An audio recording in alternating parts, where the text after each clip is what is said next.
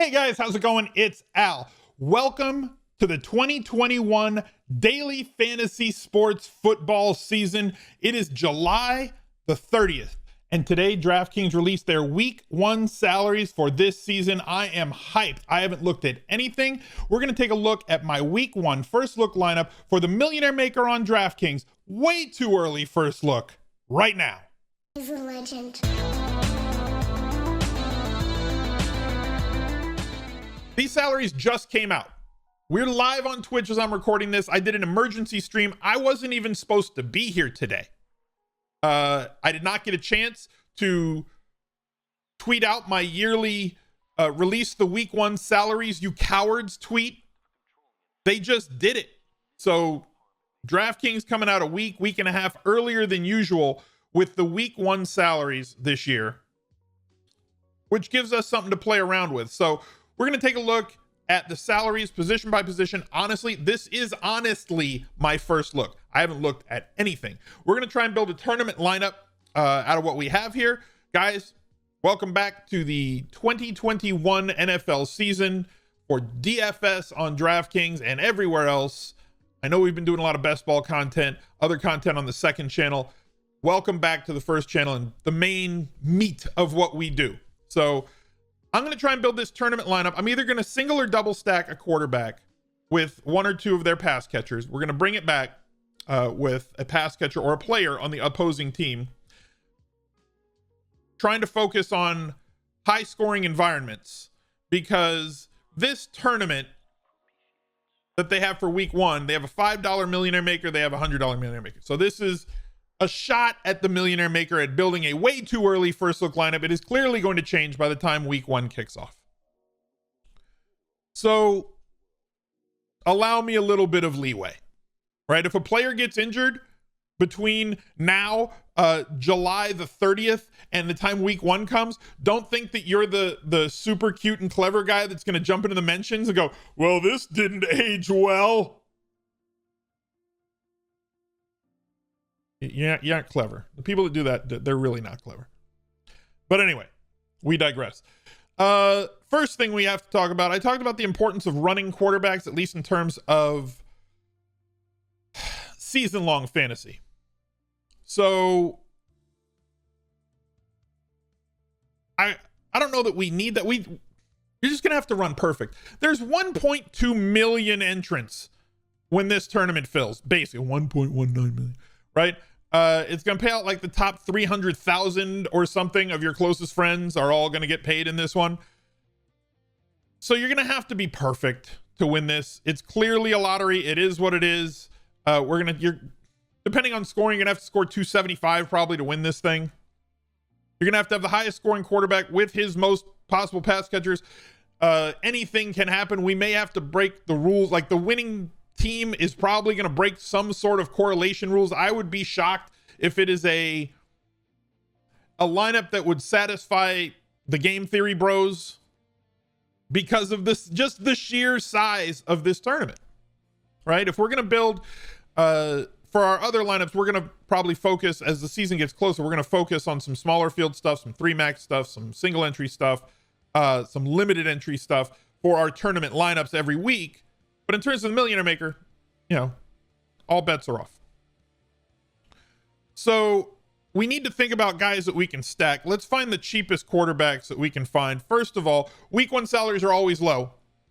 And the Millionaire Maker is itself an advertising tournament to try and get all these people into the tent. So understand that when you join this. Don't complain about it. Don't complain about the rake on this tournament. You can. People are going to.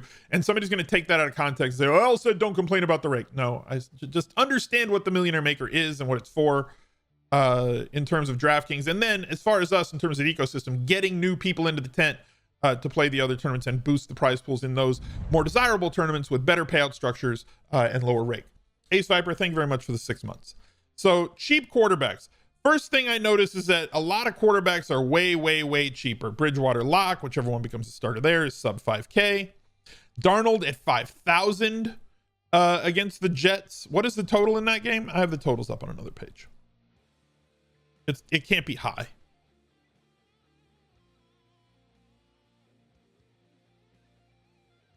Can't be high and I can't find it. 43 is the total there. Wilson 5K, Goff 5,100 against San Francisco, probably not going to go there. If Taysom Hill is named the starter or if Jameis is the starter, they're both the same price. Different possible outcomes. Obviously, okay, not obviously. For me, as a way too early first look, I would prefer that Taysom Hill is the starter for week 1. Because there's just not that many guys to pass the ball to for Jameis Winston to pile up a 400-yard passing game. So I'd want the rushing upside of Taysom Hill, and you could use him as a standalone and naked QB because he's probably not going to throw it 35 times. But in the case that they get behind, he might. And there's more positive correlation with New Orleans quarterbacks, I'm sure he's way up here at the top, and Alvin Kamara than people are willing to admit, especially in games where Mike Thomas misses. Alvin Kamara tends to see his targets go completely through the roof. So for these super pass catching, these 20 plus target percentage market share guys at running back, there's a little bit more correlation with the quarterback than people are willing to admit. Herbert 67. Now we're getting up here into the middle, right? So Fitz against the Chargers, 5,500 total on that game. 44. We have some games that are in the 50s with a quick look here. This is a preseason game. Dallas against Tampa Bay is 52. Again, Dallas is the fantasy carnival. Tampa Bay should have no problem scoring against them. The question is, Tampa Bay's defense is a monster. Can they stop Dallas's offense from scoring points and moving the football? If Dallas can do Cowboys things that they were doing last season against good and bad defenses, where they were falling behind and then having to throw, and you remember Dak was throwing for like 450, 500 yards every single week. Massive. Oh, it's a Thursday night game? Never mind then. Again, see, this is my first look. I have not prepared for this stream or this video. So you're getting exactly what I want. But that, again, from a showdown perspective, then this is going to be a lot of fun, but not on the main slate. Pittsburgh, Buffalo, 50. Arizona, Tennessee, 50. Seattle, Indy, 52. 48 for Minnesota and Cincinnati. And my first look at quarterbacks, I noticed Burrow was very cheap, and chat was saying that his pass catchers were also super cheap. So that's going to be an interesting one to look at. Cleveland, Kansas City, anytime Kansas City is involved. Stacking the other side is typically cheaper than stacking Mahomes with his pass catchers. So tons of cheap options at quarterback. Fitzmagic, 5,500. You know where the ball's going to go through the air in that offense, especially if it's a little bit more truncated, because Curtis Samuel has missed the beginning of camp and missed minicamp. If he misses week 1, that cues up guys like Logan Thomas and F1 to be even better targets, or to at least receive more of the percentage of the targets that are there. Joe Burrow at 5,700 is probably where we're going to center around at a quick first look. Baker Mayfield at 5,900. Going to be interesting to see through preseason how mobile Burrow is. We know that there's 3 main guys that he's going to throw the ball to. Focusing on them very quickly. Yeah, it's too cheap. I mean, you could do this, and then bring it back with this, and still have 5K a player, and then whatever a defense. I'm not going to plug in a defense, but like, think about like a 2,700. Like, you still have a lot of money to spend, and tight ends are not going to be expensive either. I think this is going to be an extremely popular, whether it's Burrow and 1 or 2 of his pass catchers, whichever one of the 3, right? Whichever one of these guys is in there, right? Whether it's 1 or 2 of them, of these 3 ABC gentlemen here, I think that this combination stack is going to be extremely popular in week 1. In tournaments, small entries, millionaire makers, everything else. I think it's going to be very popular. So the question is, because we're trying to build a millionaire maker team, do I need to stay away from this? Right? Because Cincinnati, not a good, not a good defensive team last year. You know that Dalvin Cook is going to get volume. Is there another way that we could play this? I think, look, if this is going to be common, and again, we'll get into this as the week before week one, when I do all the week one content. This is just based on price is going to be super, super cheap or super, super popular. So my first contrarian instinct would be to like do that.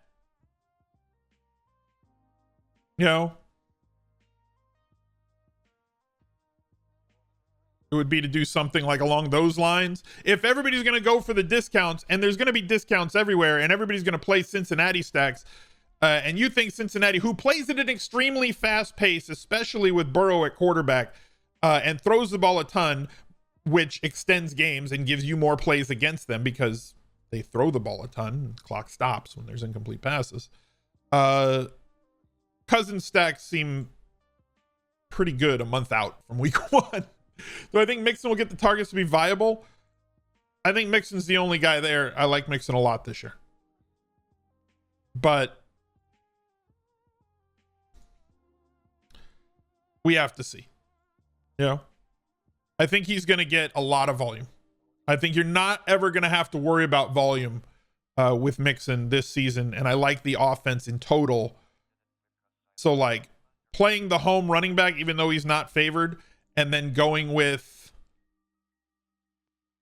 a Cousins stack, whether you want it to be Jefferson or Thielen or Irv, I think that makes a lot of sense from everybody's going this way, I'm going to go the other way sort of perspective. Chat had mentioned that Kyle Pitts was too cheap. 4,400 is fair, probably, for his projection in week one. Ridley at 8,000 roughly.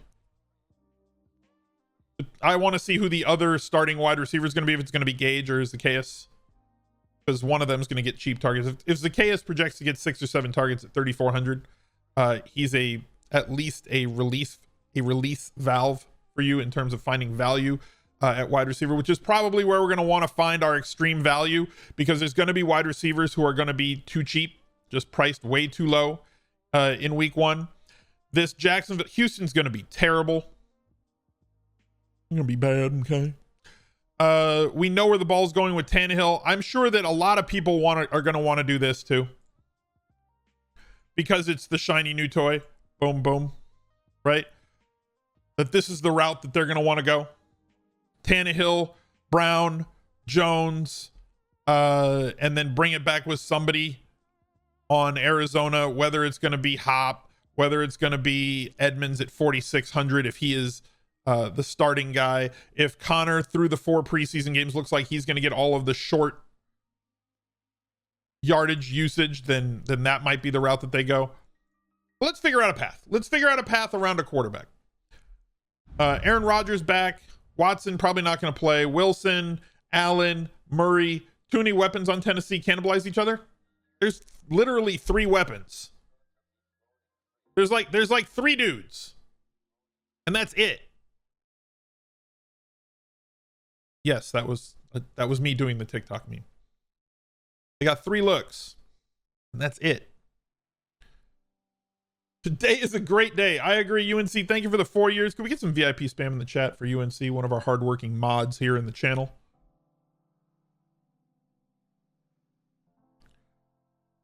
All right, so let's find a way to go.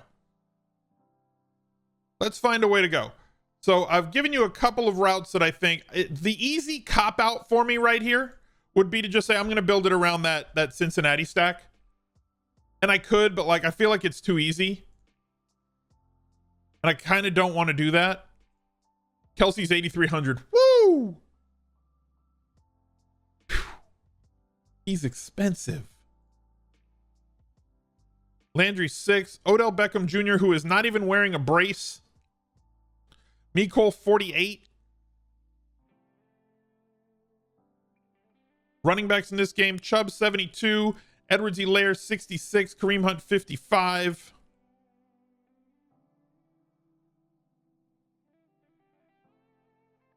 build around Fitz or build around Philly, Atlanta, Baker for all the money. I think Baker's going to be a solid tournament play.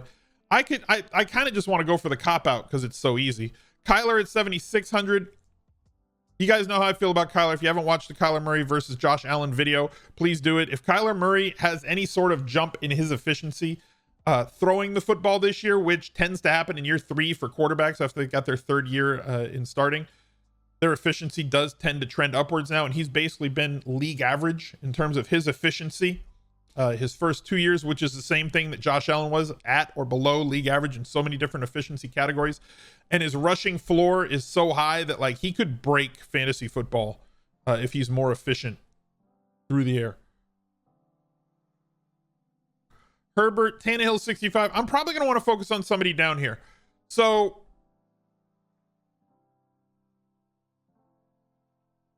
you know what? I kind of feel like we're going to do this. I'm going to build this around Jacksonville-Houston as our primary stack.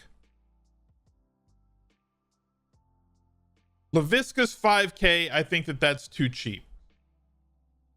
Cooks is 5,300. I think that's extremely cheap. And regardless of who the quarterback is, they have to throw the ball to them. You know, that leaves us with an awful lot of money. Etienne at 4,900. Again, I have to wait on things like that. I'm going to have to wait to see who the starting guys are. Let's look at running backs as a whole. McCaffrey, 9,500. Cool. Carolina was really bad against the run last year. Michael Carter was named the starter already for the Jets, which most teams don't tend to do with rookies. They defer to veterans and they put the rookies like 3rd or 4th on the depth chart. The fact that they've already committed to Carter with still not a great offensive line, but an improved offensive line from last year. A bunch of guys at wide receiver. If Carter does project to get like 15 or 18 touches in this game,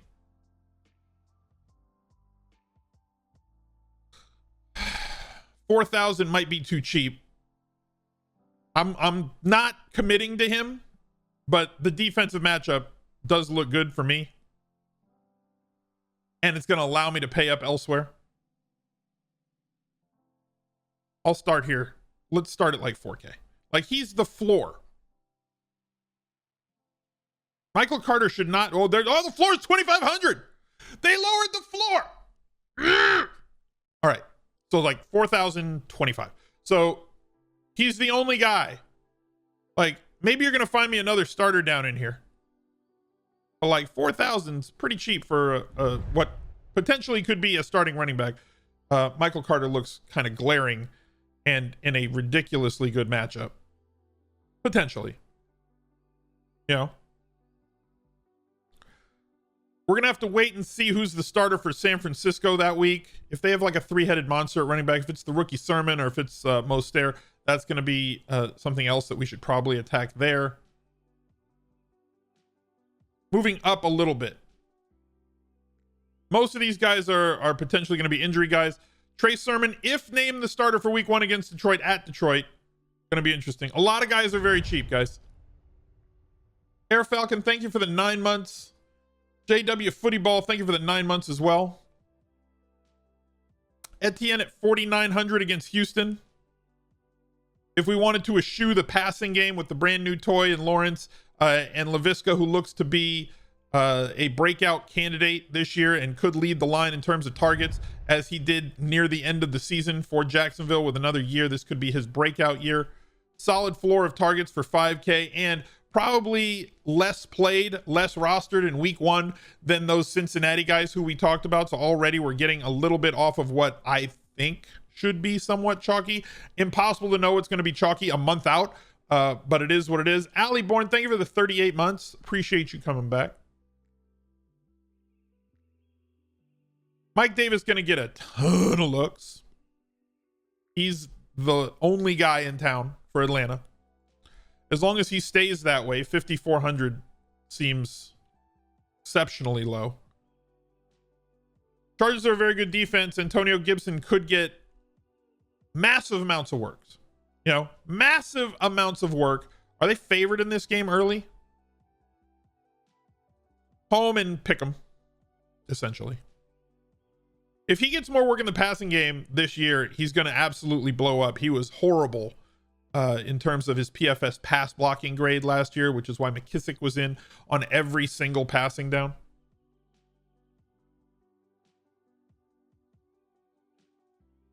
And McKissick was putting up massive pass game numbers. Remember, every single target that a running back gets is worth, or every target is worth 2.8 carries in full PPR. So yeah, we want that floor of touches on the ground, but we also need usage in the passing game. Gaskin remains to be seen if he's going to be the guy, but on the road at New England, Joe Mixon again should get a ton of volume in that spot. And I feel like going Mixon here against Minnesota, if everybody's going to be playing the passing game, they aren't going to be playing Mixon as well. So using Mixon as our secondary stack with one of the pass catchers on Minnesota. Here, Vikings, where'd you go? Vikings, where are you? Where'd you go, Vikings? I can't see them. Chat, I can't see them. There. That's better. Using that as kind of a secondary stack, leaving us 5,000. Let's just plug in a defense. But Al, make a decision on a defense already. It's 5 weeks before kickoff. Chill out. 6,500 left.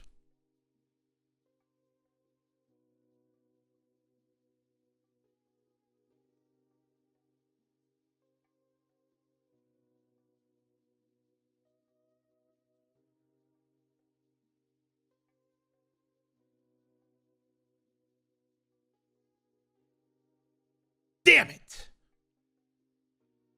We were so close. Chat, we were so close.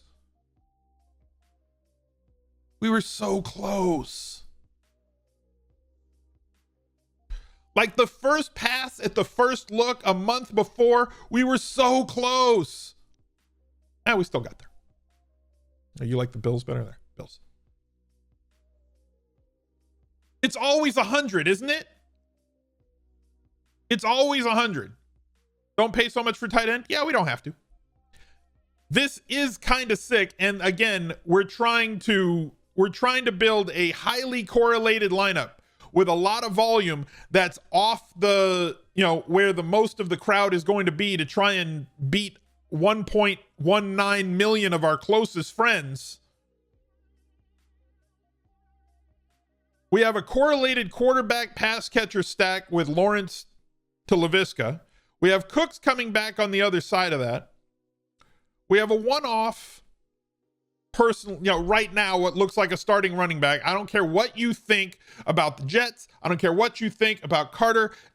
He's minimum salary and right now is running with the starters. If he is not the starter on week 1, take him off the list. But right now, he's on the freaking list at 4K. Getting away from what I believe will be the early chalk, which is everybody's going to say stack Cincinnati because Burrow and his pass catchers are too cheap and they're the hype beasts right now. And, they're not favored. So Mixon is not going to be the place that people are going to go home favored running backs. Well, he's not favored. So you clearly can't play Joe Mixon. I beg to differ with his 8 and 6 targets, in these games where they got, where they lost this one. They beat Jacksonville here for 6 targets. Cleveland, high scoring game, got 4 targets, 16. He's a 20 plus touch guy. And if he's not going to be the chalk in that game, I think he makes a lot of sense. Bringing him back with Thielen, Jefferson, Thielen, wherever you can find. And then I think Kelsey's going to carry a number just because he's Travis Kelce. Right? So Kelsey's never sub 5. He's just not going to be. So there could be a way that we could get further away from percentages, but he's a monster. He's an absolute scary monster who had 1 game at tight end under double digits last year. And then pairing him with Odell Beckham Jr., who seems to have made a miraculous recovery from his knee surgery. That's one direction that I think we can go to get off of a high number. This is going to have, in terms of total roster percentage, this is going to be under that 135, 140 number. Because I think we're going to have a few guys that are going to be at or below 10%. If you believe that Kelce is too high, right? Too many people going to be on him. I get it. I'm with you. Fine. You want me to go a different route? Let's look at some tight ends. 4,600 is too cheap. Yeah, I said it. Y'all like Kyle Pitts, 4,400. Fine. Let's look for some other guys. Jonnu Smith on New England, 4,100. We have to see how they're going to be deployed yet. Gerald Everett for Seattle, moving into a good spot there, but a very tough defensive matchup against Indy. Are we still doing this? Do I need a green redacted shirt? Or are we still doing this in 2021?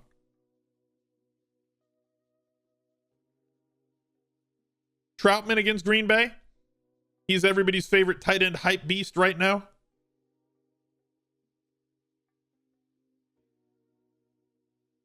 Burks or Herndon, Everett. Where else can we go that you don't think people... Where... I need a tight end where you don't think people are going to go. I think people are going to go here, guys. I really think, like... The question is... Like, everybody's saying click Kyle Pitts. I think a lot of people are going to click. There's a reason why you're all saying that, right? So if now I've got a rookie and an unknown that is going to carry 20%, why would I do that instead of Kelce and differentiate by paying up to be contrarian? Hawkinson, a lot of people believe is going to have a really solid year. Probably don't want to attack San Francisco's defense with him. Goddard against Atlanta is interesting, especially if everybody's going to go to Kyle Pitts. If Ertz is there, different story. If we're going to go that route, if we're going to go a different route, going that direction, and then maybe going with Eckler, which would allow me to upgrade this, if I can type it. Still leaving 15 hundo on the board. Good God. This is the case every single week one. It's always the case week one where, like, you're just going to leave a lot of money out there. Like, you have, especially in a tournament like this, you're going to have to think about it because salaries are very, very friendly. They're usually 10% down from what they normally are. I'm going to go with my first instinct here that we had. We'll see as the month progresses, as August gets here and moves along, if this is too chalky or if it's not. But this is going to be my first look. The rookie Trevor Lawrence going up against a really soft landing spot in Houston. Carter, Mixon, LaVisca, Cooks, Thielen, Kelce, Beckham Jr. Plug in whatever defense you want for 2,600 and down. A triply correlated lineup. Quarterback stack bringing it back. A secondary stack. A really cheap rookie running back. And a third stack as well. If Lawrence can challenge for 300 yards in this game, it gives you a good chance to cash. And maybe if something goes bonkers, if that Jacksonville-Houston game goes completely nuts, we get a massive opportunity there that I don't think a lot of people collectively are going to be on, because nobody wants to click anybody on Houston. And LaVisca is still under the radar. He's somebody that if you're involved in fantasy football and fantasy football Twitter, you know about and you're really excited about, but the majority of people that are going to be coming into DraftKings and playing aren't going to be on those players. Could have gone a chalkier route, went completely off the reservation to try and keep that percentage played number collectively as a roster way down. Hope that you like it. I'm going to be playing with lineups all month long. I'll see you guys soon. We're going to stream a whole lot more once August gets here. Have yourselves a great day. Have yourselves a great month. We'll see you next time. Bye. He's a legend.